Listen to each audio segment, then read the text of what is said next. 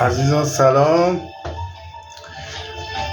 دارم میرم کارگاه هنری یه هنرمند شاخص، امیدوارم به زودی معروف بشه. کاراشم دیدم، من حالا خوشم اومده، زحمت میکشه. حالا ببینید شما، الان میرم، هماهنگم شده، هماهنگم هست.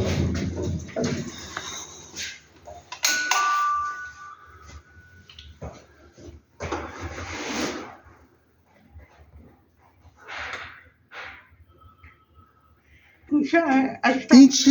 این الان این چی میشه؟ این چی میشه؟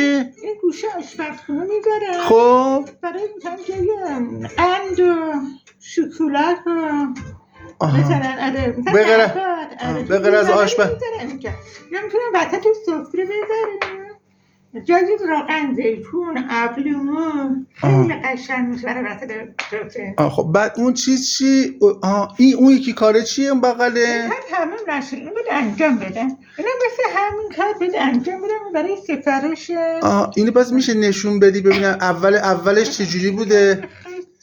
انجام بود دوباره رنگ بشه فعلا. پس اول این چوبه بوده؟ همین سبک اجرا میشه، به همین سبک اجرا میشه و این همین چیز نشده. درسته. حالا ایشون هم دعمت کشیم تشریف بردی اکر محفیلو گرفتیم. حالا ببینیم منم حالا خدمتتون هستم. اگه سفارش چیزی خواستی در خدمتتون. سفارش باشه انشالله به امید خدا. منم خودم خوشم اومد از این کارا دیگه. حالا خواستین سفارشی بدین یا چیز بکنین، خیلی زحمت داره این کار دیگه.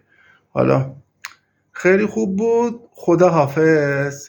درود درود درود بیکران.